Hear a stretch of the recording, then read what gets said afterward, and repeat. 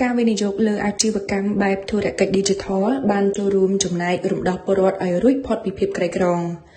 លោកជំទាវ ម៉ាណាវី សមាជិករដ្ឋសភាអះអាងថាការធ្វើវិនិយោគលើអាជីវកម្មបែបធុរកិច្ច Digital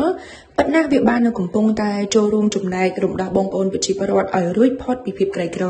អំណះនេះធ្វើឡើងបន្ទាប់ពីក្រុមហ៊ុនឯកជនមួយឈ្មោះថា Volten អន្តរជាតិបានសម្រេចបើកការិយាល័យនៅកម្ពុជាដែលមានទាំងការធ្វើវិនិយោគលើផលិតផលចំណីអាហារឬភេសជ្ជៈជំនួយសុខភាពដើម្បីជាក្រុមហ៊ុនឧស្សាហកម្មទីផ្សារ Digital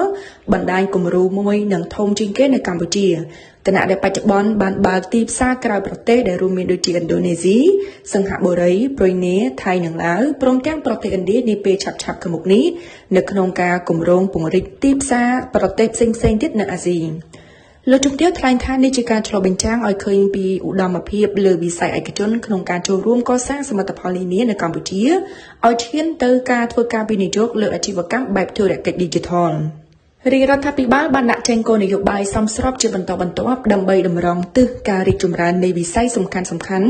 និងចាំបាច់ក្នុងការឆ្លើយតបទៅនឹងសេចក្តីត្រូវការរបស់បងប្អូនប្រជាពលរដ្ឋគ្រប់ស្រទាប់ជាពិសេសគឺឆ្លើយតបឲ្យទាន់ពេលវេលាទៅនឹងនិន្នាការនៃការវិវត្តរបស់សង្គមនិងសេដ្ឋកិច្ច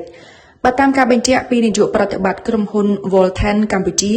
បានឲ្យដឹងថាក្រុមហ៊ុនមានមូលដ្ឋានគ្រឹះរឹងមាំនិងចំណុចទាក់ទាញដែលមានដូចជាអគារការិយាល័យប្រណិតកម្មសិទ្ធិផ្ទាល់ខ្លួន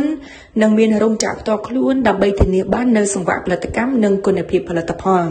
ជាមួយគ្នានេះបានអភិវឌ្ឍប្រព័ន្ធធុរកិច្ច Digital ប្រកបដោយជោគជ័យដើម្បីឆ្លើយតបទៅនឹងទំនោរអាជីវកម្មនាយុគសម័យទំនើប